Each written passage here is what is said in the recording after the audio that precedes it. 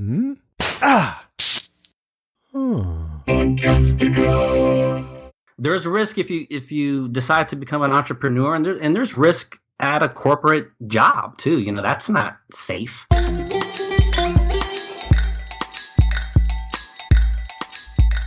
Podcast Junkies, we're back with episode 123. I'm Harry Duran. I'm the host of Podcast Junkies. If you're new to this episode, if you're new to this show, and you just stumbled upon this audio through some magical happenstance, this is the show where I have conversations with amazing podcasters. And that's all, just podcasters. Occasionally, someone related to the podcasting space who technically doesn't have a show, but those are few and far in between for the most part. Given its name, Podcast Junkies, I am a podcast junkie. More than likely, you are as well, which is why you are listening. Thank you for your visit, and if you're a regular member, then welcome back. Love to have you guys. Love to see the feedback on social media. Love the emails. Love the likes, love the retweets, love the hearts or whatever it is these crazy kids are doing to show their social media support. So this week we have a conversation with Jeanette and Alex Ruiz of Planted in Miami. This was another conversation from Podfest, so more on them in a second. Last week I spoke to Chris Curran of Podcast Engineering School. What an interesting mix of left and right brain conversation. We talked about how he was creating a program for engineering specifically targeted at people who want to help podcasters, which is obviously a fantastic thing. And the other thing was that he is really into meditation, and we touched on that as well, which is a favorite topic of mine, as you all know, based on the conversations I've had with people on that topic. What comes to mind is the conversation with Morgan Dix as well. That was a really good conversation. This episode is brought to you by Shure. Head on over to podcastjunkies.com/Shure to see the current setup I'm using. I'm really grateful to them for the support they provide to this show. I've had great conversations with some of the folks on the team, and I think they're really doing some interesting things. They're a pioneer in the space. They've got a rich history.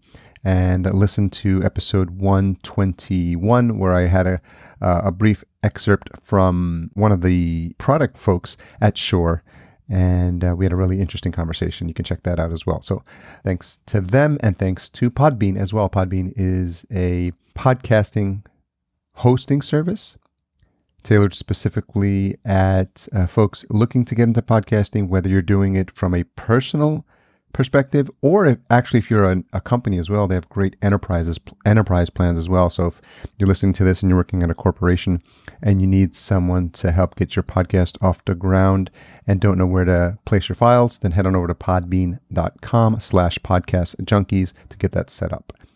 So my conversation with Jeanette and Alex was so much fun. I think it's part of that Latino energy. We joke a lot, we laugh a lot, and I really get to understand what it was that drove them and motivated them to not only become vegan, but to start this podcast about creating a conversation in a location, Miami, where that topic wasn't something that was normally discussed. And so we get to hear how it is for them to work together as a husband and wife team, and what their day-to-day life looks like. And I think you'll really enjoy this conversation. Stay tuned to the end for our world-famous retention hashtag. It's a hashtag we use in social media to see who's been listening to the end, but you only hear it at the end of the episode. So no more blabbing. Let's get into the meat of the conversation, or should I say the fruit or veggies. Where did you guys get or learn the technicalities of how to podcast? Well, I'm a huge fan of Pat Flynn. Okay. And also John Lee Dumas. So he has this, I don't know if he still has it, but he probably does. He has this like PDF on how to start a podcast, like 10 steps on how to start a podcast. And also a blogger that we follow, Starstruck Blog, Mary Catherine Starr, she also did kind of like a similar thing when she started her podcast.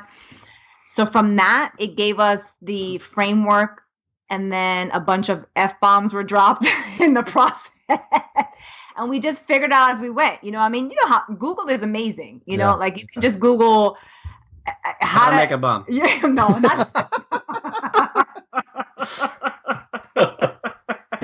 Yes, you could. You could Google that. But anything you need, because we use Adobe Audition. Adobe Audition. Okay. And Premiere is more for the videos, but yeah, we use Adobe Audition, and we kind of just, every time we hit a roadblock, we would just Google something, and eventually we just figured out how to do it. I mean, I'm sure there's a whole bunch of things that you can do in Audition that we have no idea of how to use it, but we figured it out enough that we got a podcast. Yeah. Well, Google is your friend, but Google is also could be your worst nightmare. Like they always tell you, like if you have something wrong, like an ailment, like the last thing you want to do is Google it because it'll just. I never do that. No, I never do that. On WebMD, forget it. Like, you can go from having, like the common cold to the swine flu in like 2 steps. What about when you're like researching to buy something? You get the worst review and the best review. It's like, what do I do? Exactly. So yeah, it's a double-edged sword. There's a good site called consumersearch.com. Have you ever seen that? It compiles the ratings reviews sites. And so it'll say whatever is like Amazon reviews and whatever site like reviews other stuff, it reads through them and it compiles like the best of the best. So it's actually, you get a real genuine recommendation because it's looking at, experts in this field have recommended this, and it creates like the top 3 for you. So that's the first place I go to whenever I want to buy something, like especially like electronics or. Wow. Yeah. Consumer reviews. Consumer nice. Search. Consumer Search. Consumersearch.com. Yeah. Nice. And so, were you listening to a lot of shows for ideas, or how many iterations did you go through before you landed on Planted in Miami? So one podcast that we were both listening to and was a big influence for us was the Rich Roll podcast. He's a plant-based ultra marathoner, and his podcast is interview style as well. And we really liked his podcast, and it was kind of the building block, right, of ours. Mm-hmm. We were like, this is what we kind of want to do, want to emulate this style. So that's kind of where it came from, and he doesn't interview. He does his interviews in person. He does them face to face as well, right? So that was kind of like, oh well, we can do that on a local level. You know what I mean? So everything about like his podcast is what influenced us, right?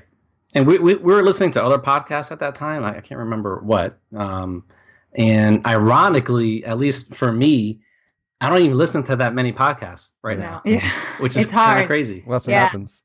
Yeah, it's hard because we would both, when we had our full-time jobs, we would both be in the car a lot. So of course, when you're in the car, that's all I listen to is podcasts. But now when you're not driving as much or whatever, like it's hard to kind of fit it in. Like sometimes I put one on if I'm washing dishes or something like that. But yeah, I'm like, it's so ironic. Like we listen to hours, like. Over and over again to make sure there's no mistakes. I highly recommend doing that. Yeah. UPS trucks.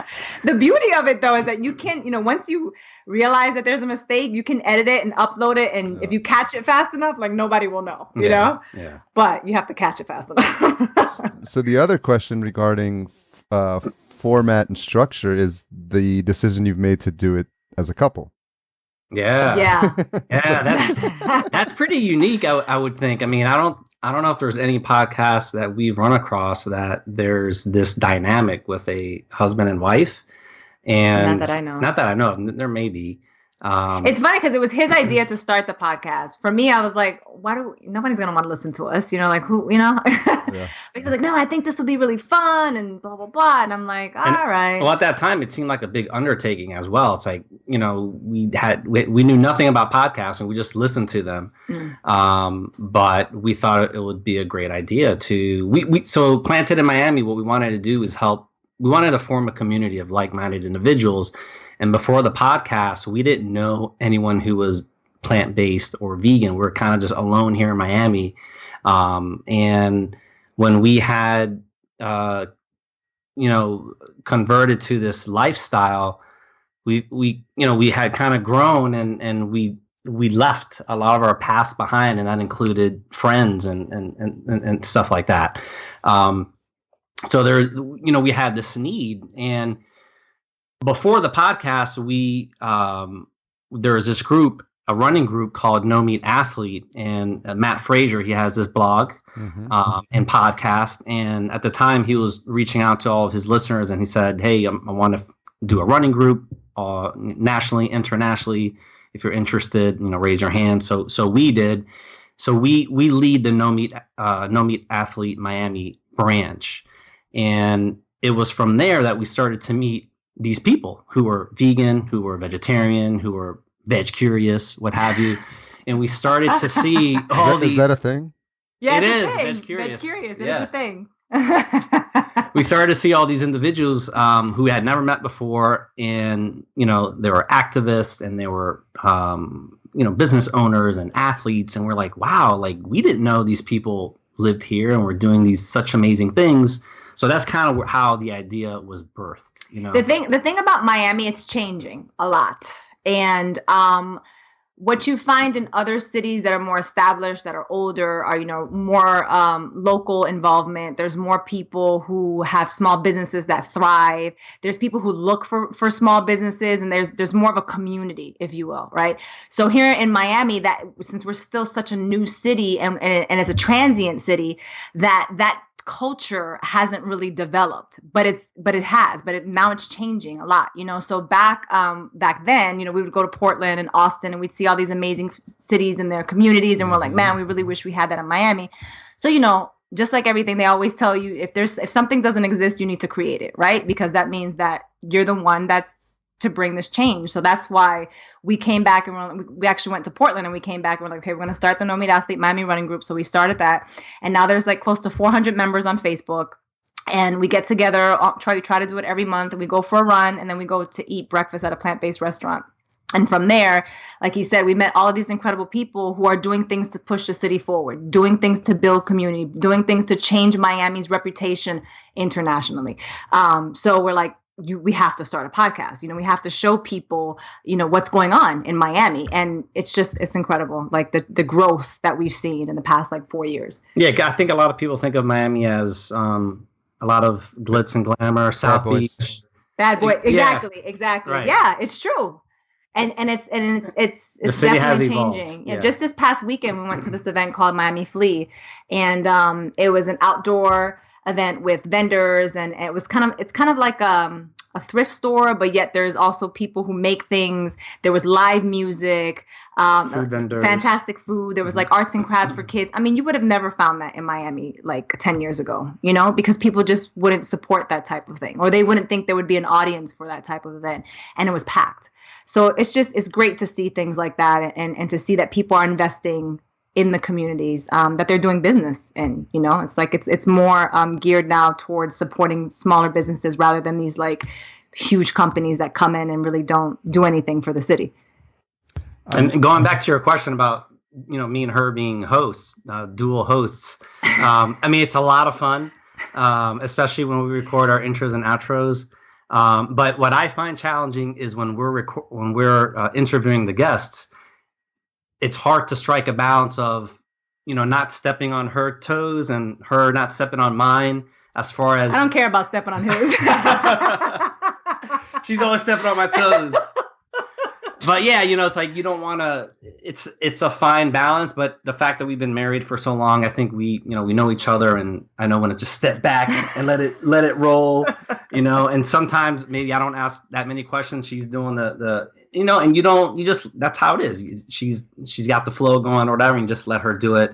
And sometimes it's a better balance, but it's a little tricky because, you're both trying to share the mic and be involved in the conversation, Is this the first venture you've had where you've partnered up together?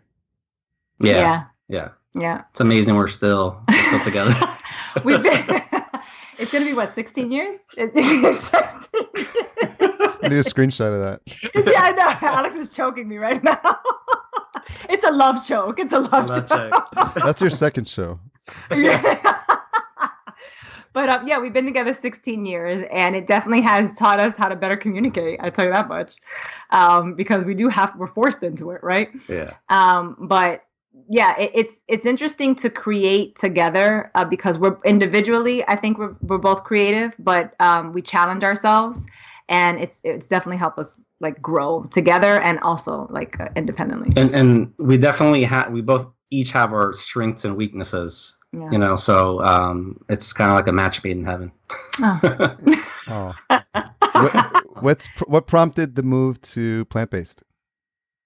Ooh, that's a good question. So I had a lot of health issues all my life, like ever since I was a little kid, and throat's feeling a little dry there. yeah, I know. I'm like, need a refill? Where's my water? So let me see, long story short, whatever. So I started having stomach issues and I went to the doctor and they were like, oh, you have IBS and acid reflux.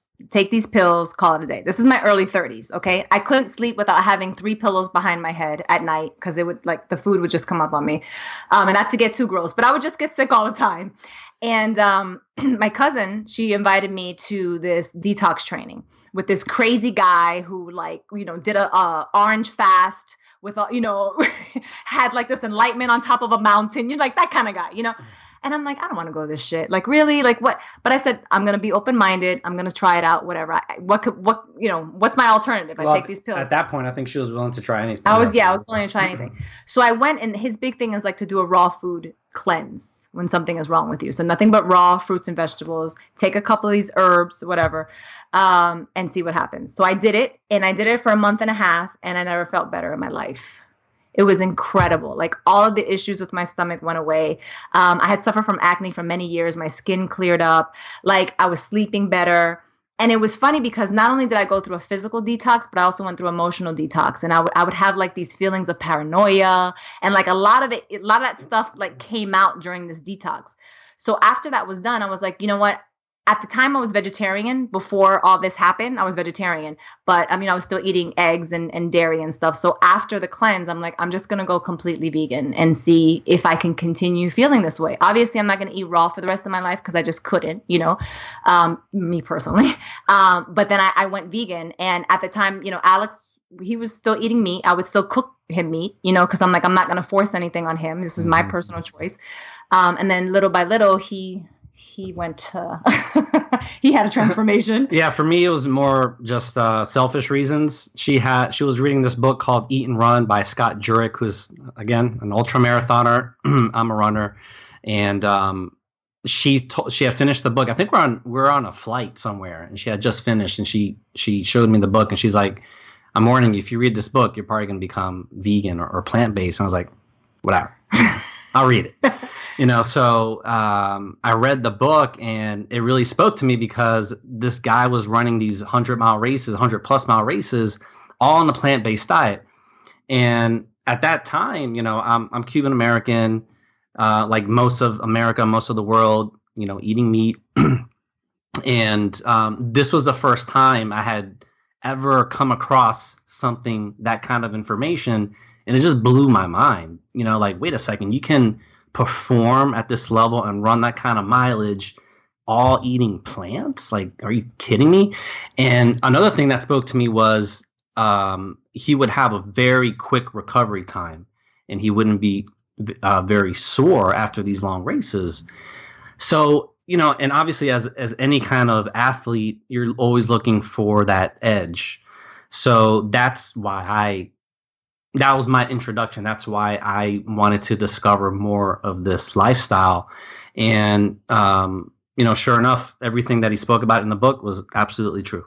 You know, I tested it out myself, you know, eating that way, running, and all those things were absolutely on the nose, you know, what he said. And it was never about the ethics, you know. I wasn't a vegan. I was just eating plant-based. And as we both went along this journey and started reading more about it, getting more heavy into it, watching documentaries, then we were introduced to the ethical side of it, and about the atrocities and the exploitation of animals, the effect on the environment, on the planet. And that's when, you know, we became vegan. And it was for a while, we were still hanging on to dairy. It was the toughest thing to let go. We were still eating cheese. We were eating pizzas every now and then. The milk we got rid of. That was pretty easy. But it was the cheese and the eggs that was the hardest thing to let go. So we weren't even really plant-based yet. We were still. This didn't happen overnight. Yeah. It was a process, and we eventually got rid of the eggs. And I'm telling you, the cheese was the very, very last thing. And that's probably so a very common Yeah. theme for everybody who transitions. And we remember like the last time we had cheese. I can tell you the day. It was my niece's birthday, and they ordered Domino's pizza, and we were like, had we known that was the last crappy piece of cheese that we would have made it like a good, like, a decent cheese, but that was the last time, because we had said before that was it. Like, we were cutting out cheese, and we just couldn't, because like we said, after watching like the documentaries and stuff, we couldn't ethically continue to eat that way. Like, now it was way beyond our diet, Right. And it's been like 4 years now. We can't really pinpoint when the full transition happened, but it's around 4 years ago now. Yeah. Yeah, I'm going through a similar journey. I recently became a vegetarian, but then I'd probably say 95%. But then if there's like situations where I would literally have to go out of my way or make someone completely change like any plans that they had, then I'm just like, okay, then I'll have a piece of chicken or something like that. So, but I'm just in that process of making the transition. And we recently went to a wedding in Mexico, and I was like, oh, I haven't been to Mexico and I haven't tried Mexican cuisine. So I started eating like chicken tacos, and then that turned into like steak tacos. And at the end of like 3 or 4 days, it's like a slippery slope. And I came back and I felt like crap, And so I think, so you're doing it for like health reasons? I'm doing it actually for spiritual reasons. I do a lot of, I do plant-based medicine. not plant-based food, but plant-based medicine. So I've had a couple of several like ayahuasca trips, and they've been like completely like opening in a way that where I've realized this idea of raising like your own frequency and raising the vibration of yourself as a person. And so the message came through is like, well, if you want to raise the frequency and you got to raise the vibration, you got to eat high frequency foods, and that stuff is not high frequency, and this stuff, the vibration on the plants and all that stuff is. So you're gonna depending how serious you are about wanting to get there, that's what you got to do. And so it was a quick switch, because it's like, okay, I'm vegetarian now, and then there's been lapses, but I think understanding how I feel during that lapse just kind of reminds me that I got to continue on that path. And we still eat eggs every day. So I can relate to how hard the eggs would be. I'm not a big cheese fan, and I don't drink milk. So I think those will be the last pieces for me to move into vegan. But I think it's definitely something I'd be aspiring to. Nice. Yeah. I think once you we could recommend a whole bunch of documentaries for you that you would just be like, okay, yeah, I can't do this anymore, because like I said, it just becomes bigger than you, and your contribution to the world. So yeah. Lightly steps off the soapbox. Exactly. Let me step down. Tiptoes down off the soapbox. So let's dig into the music aspect, because I get the sense that you're both aficionados. You mentioned I think it was the intro, Alex, that you play the saxophone. Yeah. And Jeanette's a vinyl junkie. Yes. So I grew up DJing. So I literally like vinyl. I think you can see. Oh, wow. Nice! So that's a collection. That's the vinyl collection and the Techniques 1200. So yeah, I grew up. Yeah, I grew up DJing, and I'm Latino, so like we would go to the parties, and you'd see like the DJ playing, and like that's the person that was controlling the party, and I'm like, oh, I want to do what that person does. Oh yeah. Her dad was the DJ forever. Yeah, my dad. I grew up. I'm Puerto Rican, so there was always a party every other weekend in my house. And he was the DJ, and everybody came over because he had all the music, So we were just saying the other day how on Saturday mornings, like that's how I would wake up, like him blasting his music. That was my alarm clock, and mixing songs and stuff. And no, I love music. I mean, I sing, little known fact. Now it's a little more widely known. She auditioned for season 2 of American Idol. Yes, I did. That's always like a trivia fact about me. If you really know me. And she sang this of all the songs that you could possibly pick, and that she knows, because she's always like, God, can you believe I know that song? I know all the lyrics. And she sings the most obscure, or maybe not obscure, but she sings a show tune. I'm like, that's not even your wheelhouse. Why are you singing a show tune? I don't know. And it was funny because so I sang it, and then like they line you up. It's nothing like how the show actually is. Do you want to give them a little taste of that? No, I'm not gonna perform it. They line you up like cattle, and then you just sing. It's like rapid fire, and you're not singing for whoever the judge was. Simon Cowell. You're singing for the executive producers, and you go through like 3 rounds until you get to the judges, So like I go up there and I sing my thing or whatever, and then like everybody behind me. So you go to the back of the line, and then everybody sings and stuff. So this one girl came up to me, she's like, "Wow, you sing really good," and I was like, "That's good enough for me." I'm good. I can go home. I'm like, I'm good. How many times did you get to sing? Just one time. Oh, just once? That was it. Yeah. They were like, "Nah, next." Thank you for Your dreams are shattered. Well, you actually have to be really, really, really good or really, really bad in order to really, make really bad. Right, exactly. So I'm somewhere in the middle. I'm happy with that. I don't think you ever want to be the ones that they I feel like we used to watch it super, super early on. I can't even imagine sitting through that now, but I just felt bad that they were just... They baited you. Those people, they give them this false sense of like that they have talent, and then it's almost like they want to public humiliate them on TV, which is pretty sad. Well, and then after they started to get away from that. Yeah, but I lost respect because after our audition, and I knew what the process was. Like these people went through 3 different. Either they went through 3 different executive producers, or they just saw them like, okay, this guy is a hot mess, and I'm gonna make sure that he goes in front of the judges. Like that's terrible. So yeah, you're right. So of course these people are gonna go up there with confidence because somebody told them, yeah, you go on to the next level, you know, or the next round. But Alex plays saxophone. He does. Yeah, I played the saxophone since the 4th grade, and I went to Berklee College of Music in Boston. And that was like what I did. I was a performer. I was a private teacher. I played in bands, and it's funny because right when I met Jeanette, I was leaving that life. So she never really got to hear me play or knew that side of me because I was just leaving that behind. Because I had gotten to a point in my life where I was like, I reached that crossroad where I had to make a choice, like, all right, you continue down this path of doing the music, and it's going to be hard as fuck, but you love it, and this is what you've been doing, or you go down this other path, which was, get a responsible 9-to-5 job. You can still do the private lessons and gig at night, and that's what I did. And little by little, life and that job consumed me more and more. And I did the playing and the gigging and the teaching less and less until finally it kind of just disappeared from my life. So it's unfortunate. So I've never heard him play. No, Really? she's heard me like blast a few notes every now and then. Yeah, but it wasn't like, like I've heard him on a CD, or like his mother has like a cassette or whatever. But like VHS. Yeah, VHS. You're like, mira mijo, look at when you used to play. That's like the extent of his career. That's what I know of his career. But I actually met him at a poetry club.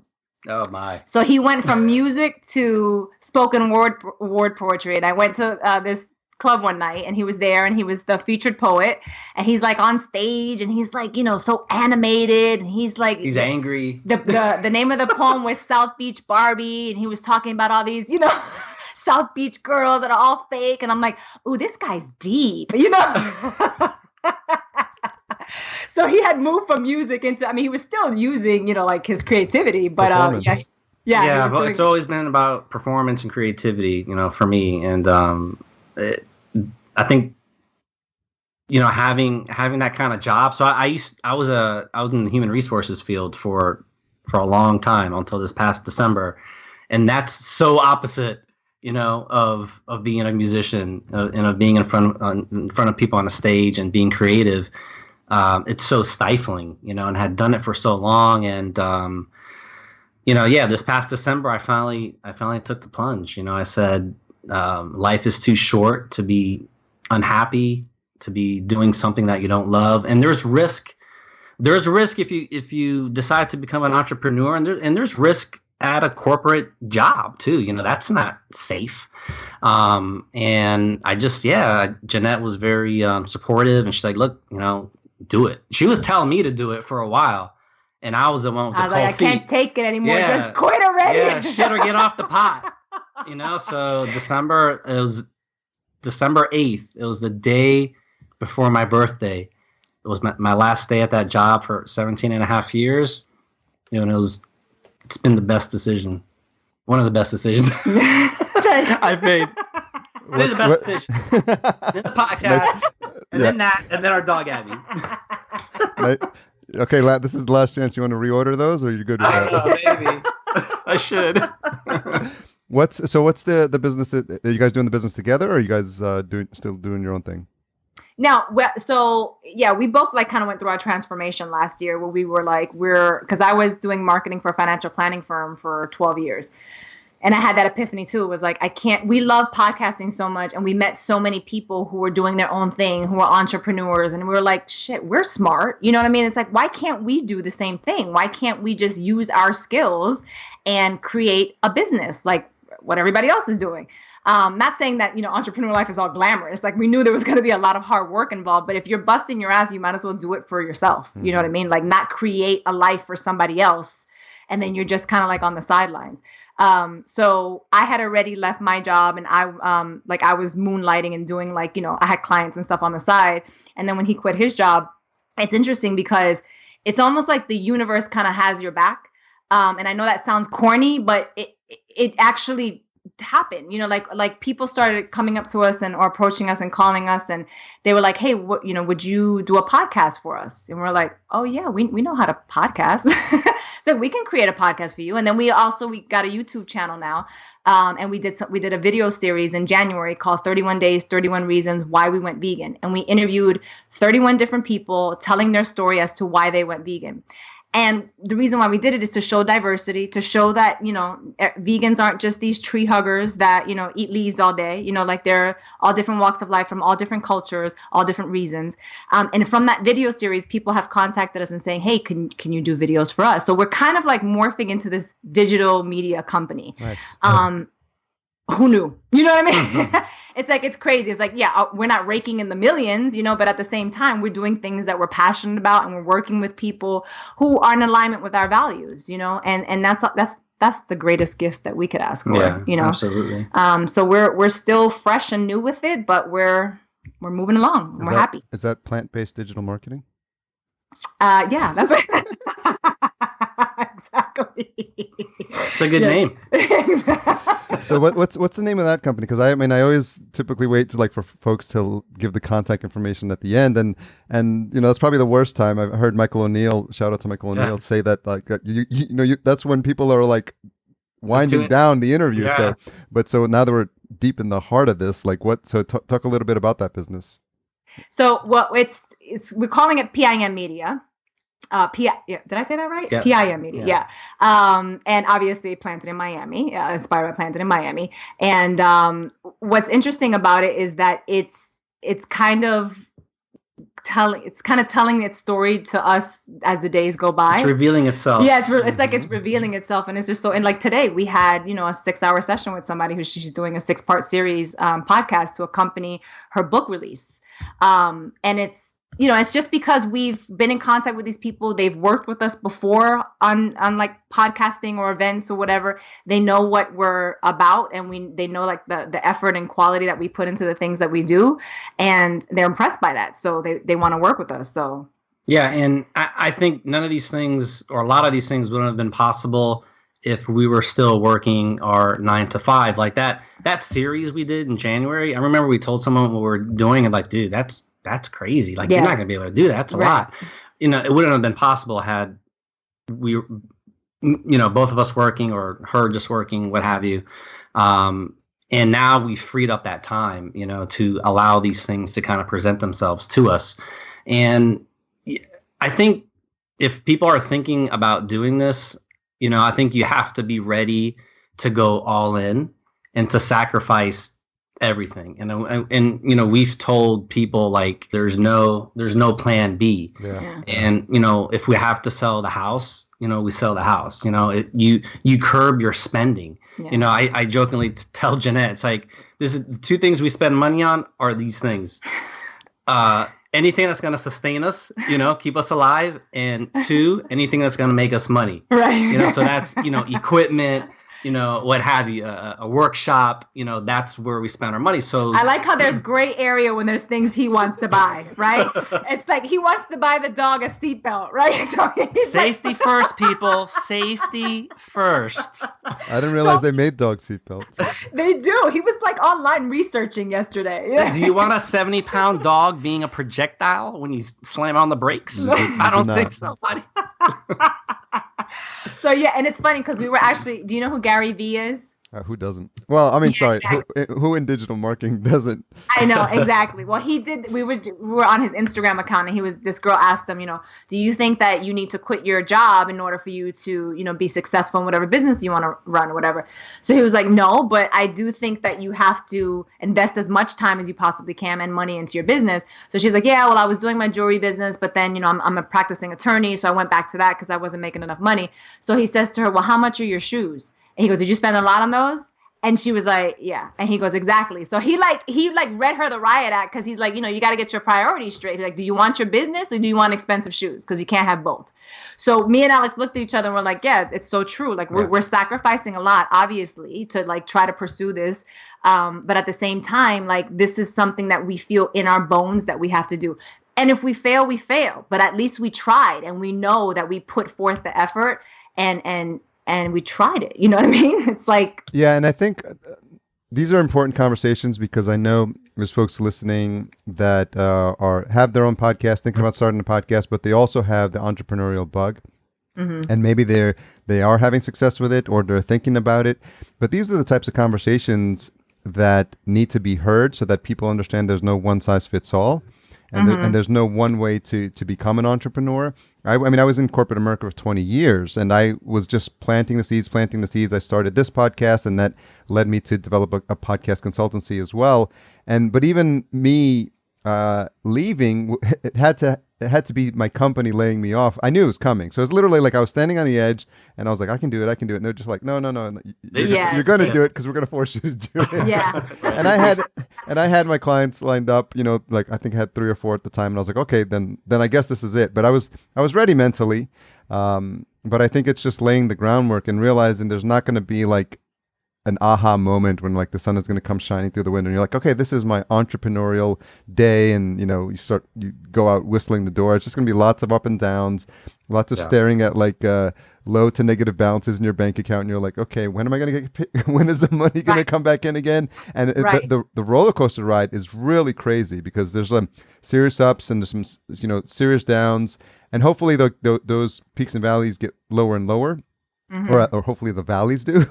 And then the highs get higher, right? Because you just try to surround yourself. And I think getting into a community, like you said, going to the conferences, being around people who have that fire, who you see it like manifested in their day-to-day or in their business, they're like, oh yeah, that's where I want to be. You never want to be the smartest person in the room because that means you're in the wrong room, right? You want to be, and then that's why, you just go get training, learn what it is you need to do to move your business forward to that next step. That's like Katie, man. Krimitsos, like when she gave her presentation and how she took her podcast and then she started doing retreats and virtual retreats. And I'm like, she just was like stacking on it. Yeah. I was so impressed by her, because like she's so like her entrepreneurial and what's the word I'm looking for? Like her mindset or her I don't know what's the word I'm looking for. Anyway, just like she knows exactly what it is that she needs to do to take it to the next level, And I mean, I'm sure she thought long and hard about it, and I'm sure it didn't come to her that fast. But in her presentation, the way she was able to build upon her podcast was just fascinating. And that, like you said, it's inspiring to be around people who think that way and who actually get it done. Because it's one thing to like talk about it and then to actually like do it, because she did everything so fast. Yeah. What happens is when you're in this circle, you realize the importance that we need to place on our own intellectual property. And the Yes. fact that there's nothing wrong with asking people to pay you for what it is you've learned or or the knowledge you've acquired, if you feel that by virtue of you sharing it with them, you're going to move them to like the next level, or let them grow their business, or let them, do what it is they need to do. Because if you can get them there faster than they would have gotten there on their own, then there's there's value for that. And we should all feel like we're part of this this economy where we have an abundance mindset and there's plenty for everyone. And there's no reason why we should be like selling ourselves short or selling our services short if we feel like we can genuinely and sincerely from our heart like provide value to people and help them. Yeah. I struggle with that the most. Alex is definitely always telling me that I don't know my worth.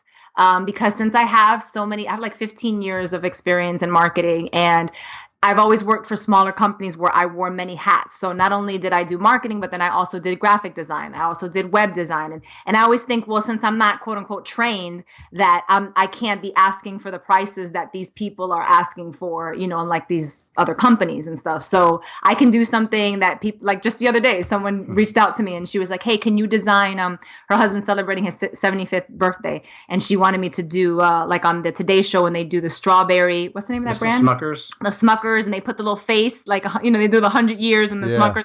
She wanted me to do the same thing, put her husband's face there and put for his 75th birthday. So it took me like an hour to do it. I sent it to her. She absolutely loved it. And she was like, I have to pay. You have to pay. I'm like, oh, no. I'm saying to myself, don't worry about it. Don't worry. And Alex is like, you don't understand. She could have never done that if you didn't do it for her. He's like, it doesn't matter how long it took you. It's the years that it took you to learn how to use a program, the software that you're using that you're paying for, and it's like, and he's right. He's absolutely right. So that's something I struggle with all the time is like, I always feel like I feel bad charging people too much, even though there's other people that you'll go to and they probably charge that woman $200. You know what I mean? But it's like, it's an interesting phenomenon, and it's something that entrepreneurs need. And if you don't have someone to coach you through this process, you're going through this mindset on your own and you're trying to be like, well, I don't feel like it. And then eventually, like, when you need to start to pay bills, you're like, well, I'll charge you something like $10 or $15.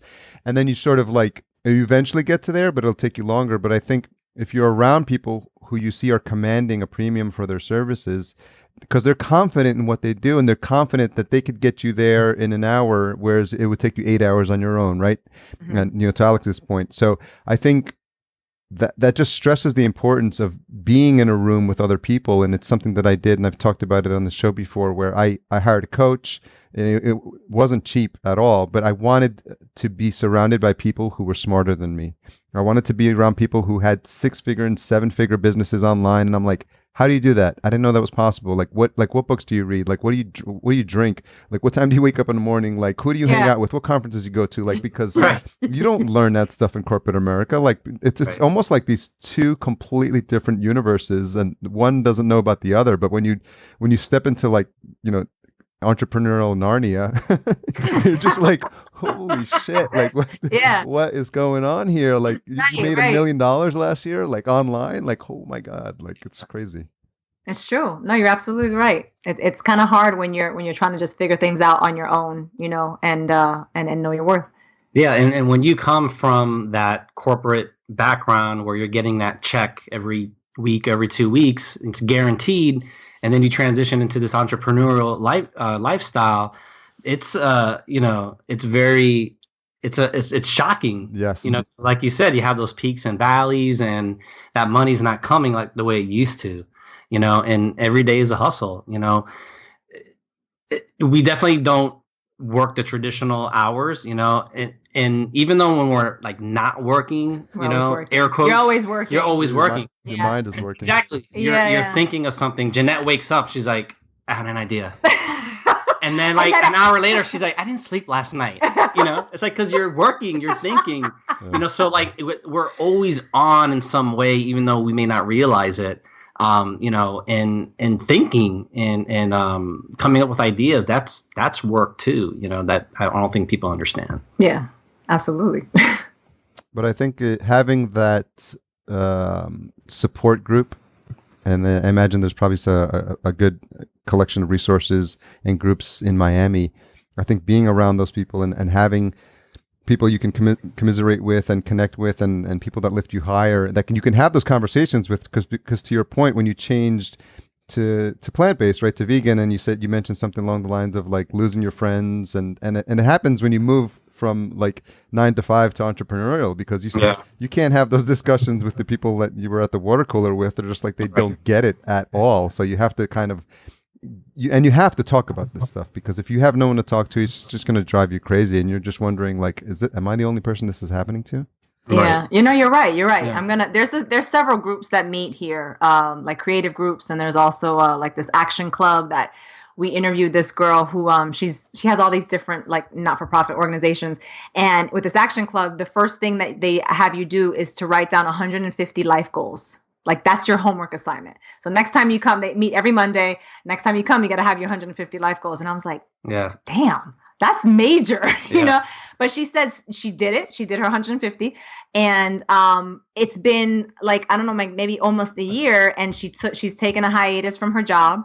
And she's scratched off a lot from the list in just like in less than a year. And I'm like, wow. I'm like, that's incredible. But it's because she shows up every single Monday. You know what I mean? And like, she's surrounded by these people who are also pursuing their goals, and who are, you know, and then you're right, they feed off of each other. So because of you, I'm going to go to the next action club. But what we do is a what we do is every week we have an accountability call with her cousin. And you know, we just try and make that happen every week, where we kind of just, you know, check in, report, see what's going on, what have you done since the last time, give each other like some tasks and assignments and homework. And that's kind of like the same thing, I think, that you're talking about. And it is good to pair up with someone or find someone who's going through those same struggles. And I can't tell you how many ideas she's given us. Yeah. And I'm sure she would probably, you know, tell us the same thing. We're looking at each other's work. And we're both helping each other. We're both helping each other out and trying to help each other succeed. And it's good to celebrate the little successes, because we always just think that the success, you know, comes monetarily, but it actually, you know, a lot of it isn't in the beginning. You know, it's just like little steps that get you closer and closer to the goal, that you have to like acknowledge. And I think those accountability calls really are helpful, because she'll be like, yeah, but you guys did this, and this happened last week, and we're like, oh yeah, that's true. I mean, you get so hung up and just like going on to the next thing and the next thing and the next thing that you don't celebrate. Like going to Podfest, like we were on a panel at Podfest, and we were like, that's freaking cool. You know, right. It's like, that's like a big deal. We've had a podcast for 2 years, and we're on this panel with like people who've had podcasts, you know, who are like super successful, and they've been doing it for a lot longer than we have. And it was like something that we had to celebrate. So she kind of like had that moment with us, and we're like, oh yeah, you're right. That's true. Well, it's true, because I'm part of a business mastermind, and we get together every 4 months. And one of the first things we do in the first day, the first morning, is what are your wins over the past 3 to 4 months.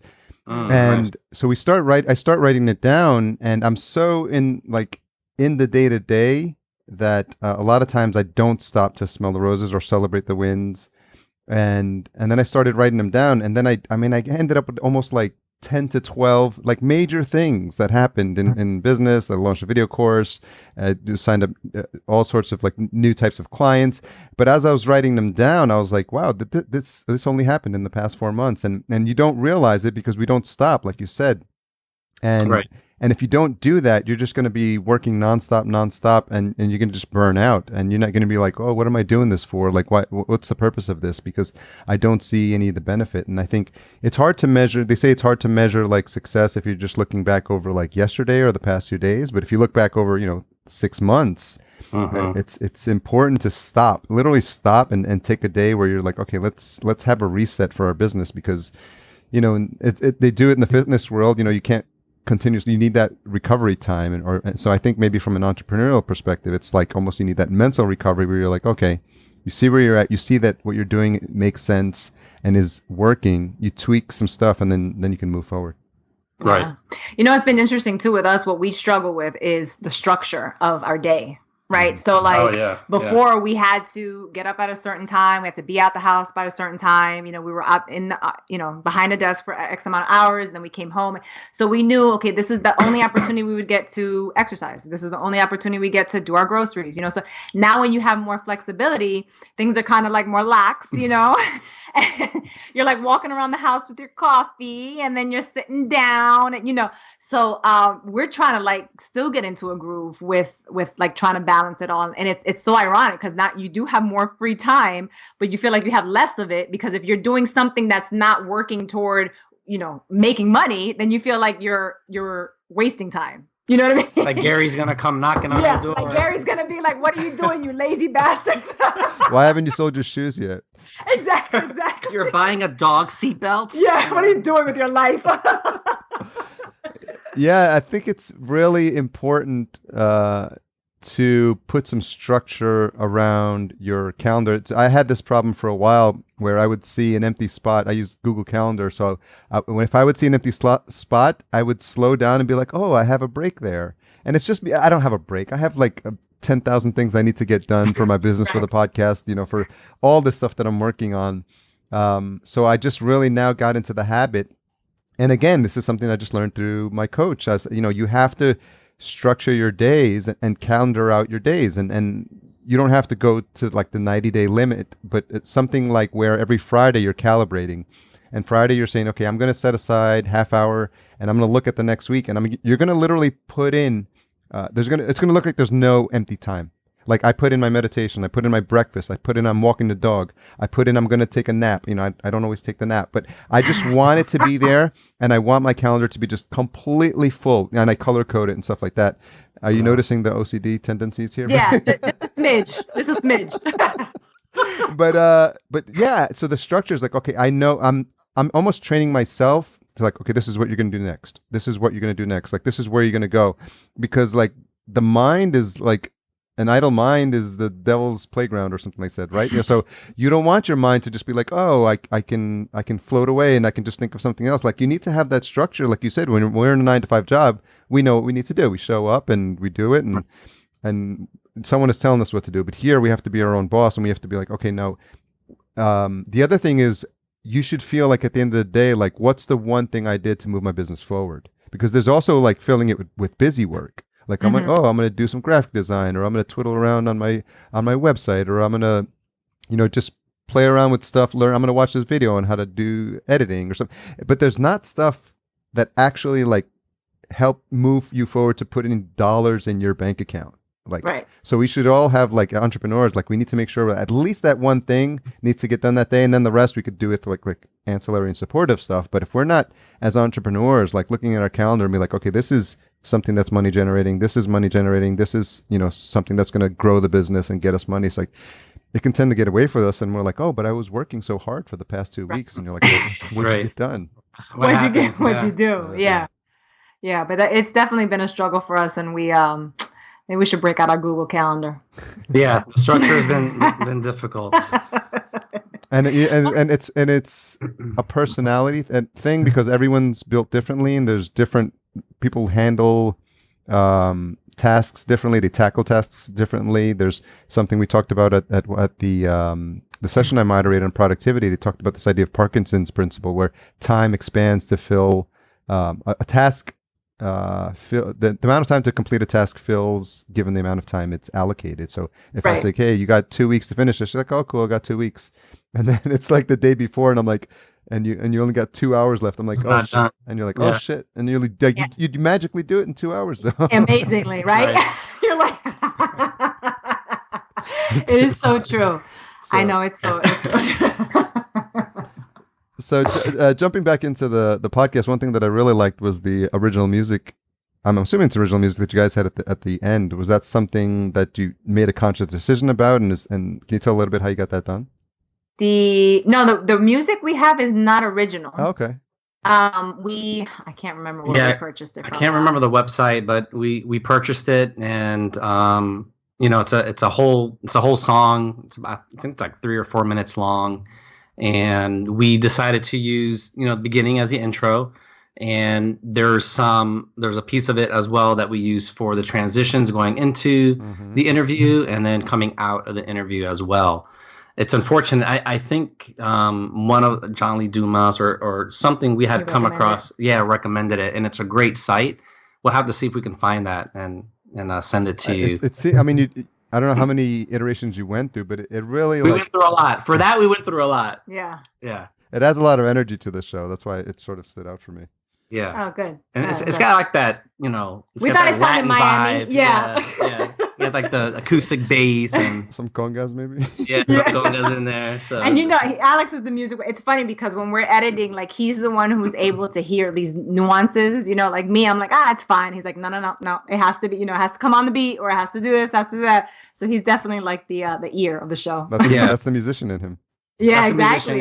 Exactly. And that goes back to what we were saying, strengths and weaknesses. And now that we're getting more into video, music plays an integral role in these videos, and syncing the music or the beat, the rhythm to certain cuts of video really makes a big difference, so that comes in handy. And it's so crazy how in your life, like you never know the things that you've learned, how they'll help you later, Down the road, it's like with the podcast, it's really interesting, all of the things that we've experienced in our life and how it's able to allow our creativity to kind of like shine through the podcast and to make us better podcasters. Yeah, I mean, obviously, we do a show page every episode.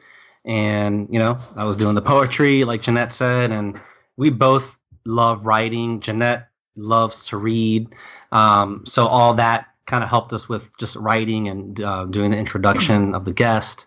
Yeah, because we put a lot more effort into our show pages, I think, than kind of like other podcasts, because every show page is dedicated to the person that we obviously interview. And so we take a bunch of show notes, and we also do like a really long write-up. And then we link to their contact information. We always ask them like what's on their nightstand, what they're reading. We make sure to like link to that. So we do an extensive show page. And that requires effort, so it actually does add more time to our podcast, like, putting everything together. But we think that it's important because after the podcast, we don't want people to be like, okay, next, we want them to like look up, like, who are these people? Like, they're in your community. These are people you can talk to. These are people you can socialize with and, support if they have a not-for-profit organization, or if they have a local business. It's like, find out where they are and like make them part of your community. So we put forth that effort to really connect people. I was thinking through, because you said you enjoy poetry. I'm like, is he like writing haikus in his show notes or something? Not at all. But definitely. Is he building his show notes in iambic pentameter? Or? That would be challenging, actually. But yeah, I mean, everything. Is he rhyming in his podcast? Yeah. No. But it's like but it's incredible how just like people, that's what I'm saying. Like, people think that they can't do things because they're quote unquote not an authority, but just take a look at all the experiences that you've had throughout your life. And all of that helps you, pursue whatever goal that you want. You may not have like the training behind it, but your experiences and stuff can definitely help you, create something. Yeah. And you never know how those skills are going to present themselves down the road. And, like she said, all those things, like, the music and studying, how to play an instrument, and just all these things that you would never know. How is this going to help me out down the road? Now we look back at it and we're like, wow, these things have helped us working in the corporate world for so long. Yeah. And Alex being in HR, it's funny, you mentioned about how us, like, we're like a husband and wife duo, whatever. Like, interviewing people, like, sometimes you have to be tactful, right? Sometimes you have to like present a question and like not seem like you're attacking somebody, or it's just like making sure that you make the person feel comfortable. And he has years of experience of that, with dealing with employee relations, Yeah. So is there an example during a interview where you had to actually like make sure you were paying close attention to that? I just think that people, they kind of, I don't know if they feel that they should be on the defense when they're being interviewed, just in case you throw them something that they're not comfortable with, because there's been people that we've interviewed that are very, very nervous, and they're just not sure what we're going to ask them, and Alex is really good at kind of putting people at ease, you know, and they'll say it after the interview, like, wow, you guys, you made me really feel comfortable. And we're like, okay, great. That to us is a successful podcast, you know, when they feel like they weren't like so wound up tight, or they don't feel like it went well. We've never had one person tell us like, we don't want to have this, you know, on air, you know what I mean? We don't want this to be live, which is great. But again, like, because of the training that he's had, like, he's able to make people feel comfortable. And that's not my strength, because I'm not that I want to make people feel uncomfortable, but I just don't know how to kind of like, you know, gear people or like maneuver people into being more comfortable. And then Jeanette's good at moving, you know, the story along, or moving the interview along as well. So again, you know, it's the because he has a tendency to ramble. Damn. And she has a tendency to jump in just as you're about to make your point. Step aside, fool. So I'm like, you know, we only have 45 minutes here, buddy. You know. Exactly. And a lot of these people, you know, we're meeting each other for the first time, you know, and we're going to their, you know, their space, you know, their home or their office or whatever. So I want to make sure that we just don't hit record and just, all right, you're on, you know, let's do this. You know, I like to just, you know, hit the record button. Don't even tell them we're recording, and just kind of settle into it. And I think people find that a lot better. Like, oh, wait, we're recording? Yeah. You know, because I know with me, when we first started and I saw that little red light come on, it was like a turtle. My neck just like went back in. And Jeanette's like, what are you doing? Like, that's not you. Like, you're not. Who are you? Yeah. That's not, you know, so we have to do it again. That was the biggest struggle for me at the beginning, is just letting go. Like I said earlier on the show, is letting go of what people were going to think about me and what I said. And once you can get over that, you know, it's golden after that. Yeah. And people can hear it. I mean, that sincerity, that realness, you know, whatever you want to call it, you can hear it in the conversation. It doesn't sound like it's forced, and people actually resonate with that more. Yeah. I mean, there's a podcast that I listen to called The Read, and it's a female and a male, and they both talk about like pop culture and like stuff like that or whatever. But it's so funny because they talk just like they speak, like, you know, wherever they live or whatever, you know. And they'll do an ad for a company, say like a bra company, and I'm not gonna repeat what she says because it's pretty crass. But can I repeat what she says? Of course. Okay, so she'll say like, you know, well, if your titties are as large as mine, then you need to get with this bra. And it kills me, and I laugh and I'm like, so I told Jeanette, like, you know, like the company's okay with that, and Jeanette's like, of course. I mean, this is like a highly rated podcast. Yeah. They have hundreds of thousands of listeners. They travel and they do tours. I mean, this is like a big time podcast.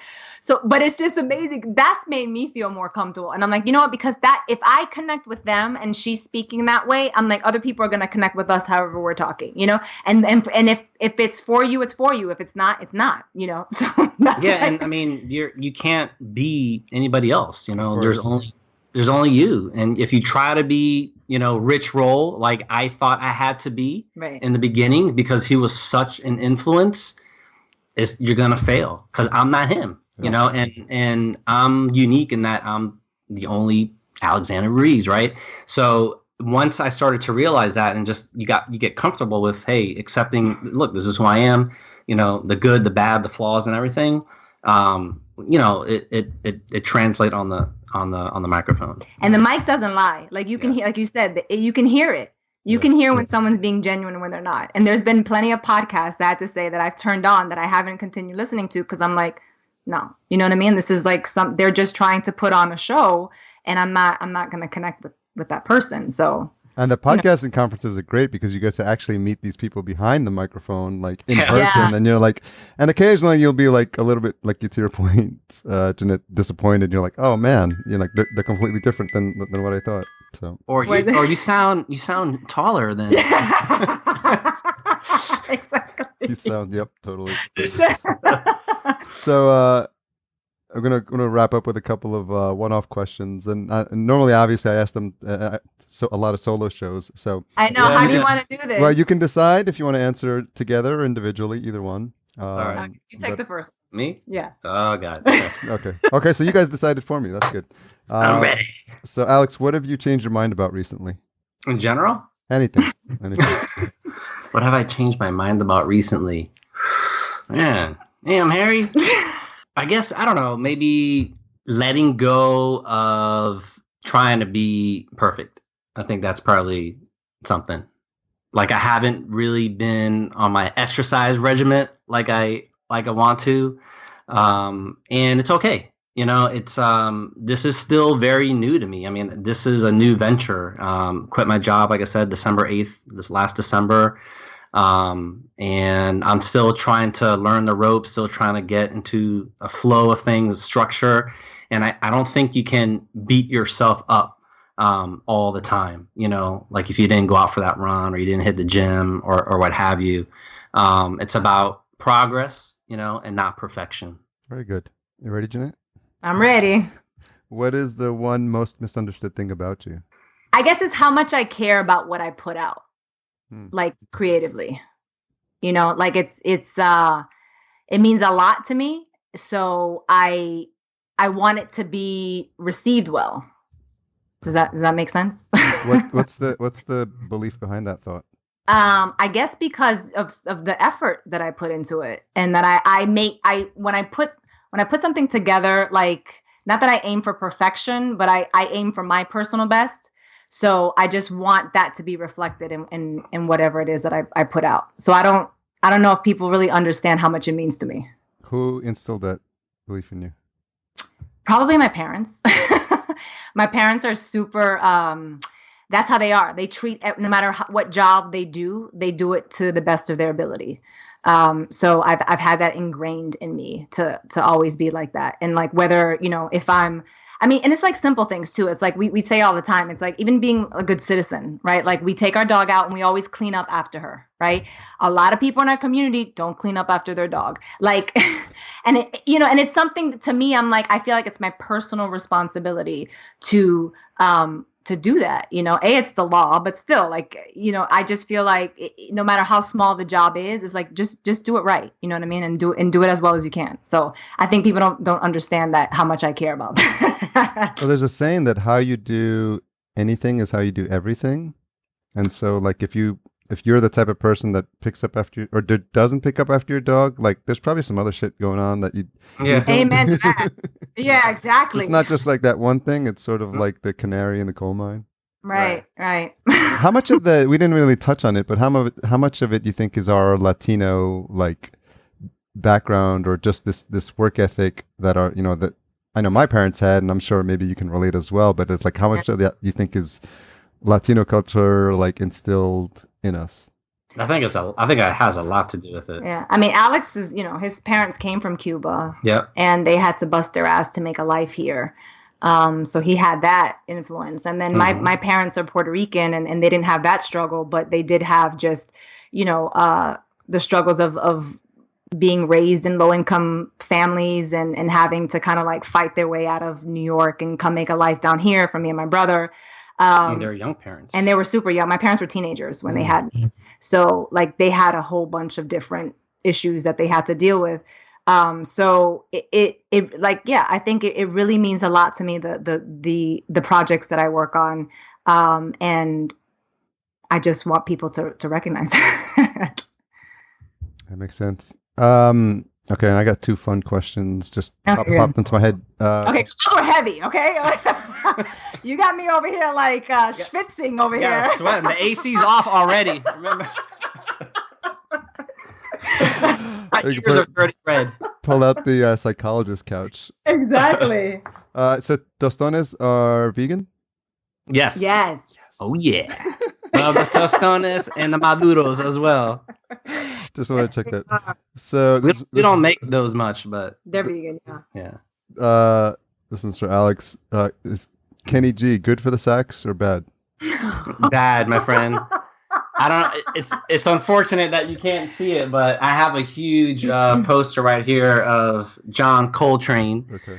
So yeah, completely different style of jazz. Kenny G, I don't ascribe to that style. And when we were at Berkeley, a lot of people would put him down. But he's actually a good saxophonist. He's got really good technique. He's got a good sound and good tone and everything. But not my style, not my cup of tea. Well, the 80s, man, the 80s went crazy with the saxophone and the songs, like, and it dates them because now you listen to it like, whoa, that's a lot of sax in there. So it's funny to me how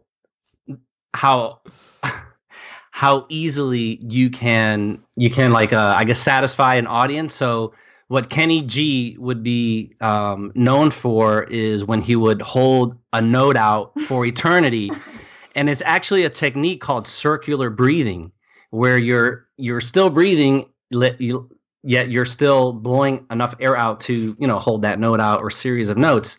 And yes, that is hard. I've never learned how to do circular breathing. I never wanted to learn how to do it.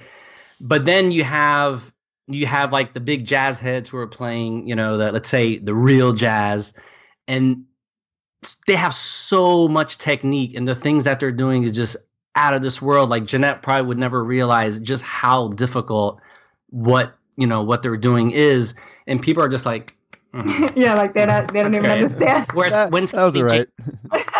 Where's Kenny G? So yeah. You touched a sore touched spot. a nerve. I had a feeling that would. Let me tell you something. They had this thing here recently called Jazz in the Gardens, right? And people are like, "Oh man, this is awesome! Jazz in the Gardens, love it. Love hearing the Roots. Love hearing, Shaka Khan. Just like I don't know who was there, but just all these R&B artists." And I'm like, "That is not jazz. That's not even close to jazz, people. That's R&B. That is not jazz." Okay, next question. Moving on. Sounds like Alex needs his own podcast. I do. I do. You want to produce it for me? Yeah. Jazz, etc. Yeah. The lowdown. Let me tell you how I really feel about jazz. With your host, Alex Ruiz. Well, guys, I'm tempted to name this episode Tostones and Kenny G, but or Tostones with Kenny G. Tostones with Kenny G. Oh my God! Not like only 3 people would get that, But it's been an absolute blast having you guys on. Thank you, man. Thanks for having us on. I don't know if anyone learned anything, but we sure laughed a lot. No, we talked about the egg. No, we we got did. heavy at the end, Yeah. and we talked a lot about business and entrepreneur stuff and podcasts, and I think we covered a lot. I think it's a good episode. Yeah, you just never know where these are going to go, which is the best part about it. So Yeah.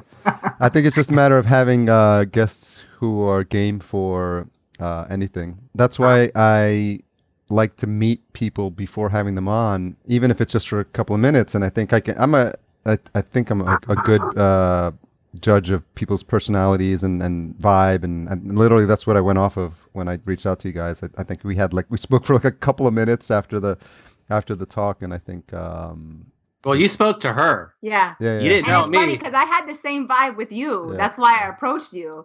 So I guess we were both, yeah. Yeah, so I was a wild card. You didn't know what you were getting with me. we survived. So where's the best place for folks to track you down? Well, they can find us on plantedinmiami.com. And we are on social media. We're all over social media. We're on YouTube. We're on Facebook, Instagram, Twitter, Pinterest, all at Planted in Miami.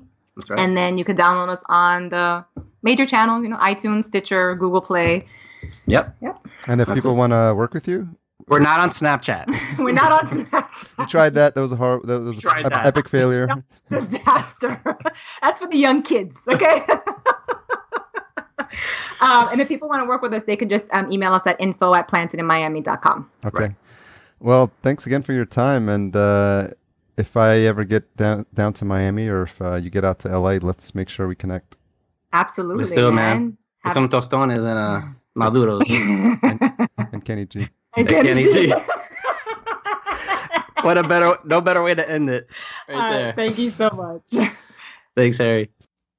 So much fun in that conversation, and I think it shows you that there's so many different ways to produce and to host a show.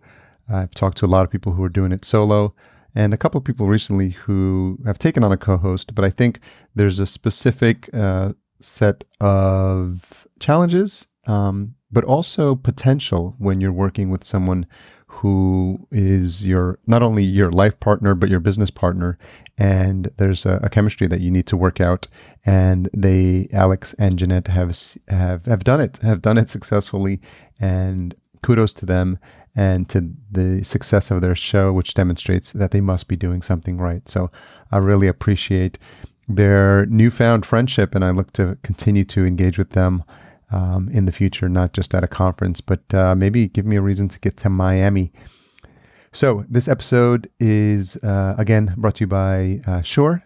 Don't forget to head on over to podcastjunkies.com/Shore, and by Podbean, podbean.com/podcastjunkies. We are a member of Podcastica. Head on over to podcastica.com for the list of all the current shows. Intro and outro music produced by Cedar and Soil at cedarsoil.com, produced by my friend, the amazingly talented George Abayana. Do not miss next week's episode. I have a totally zen conversation with another newfound friend from Guess Where Podfest.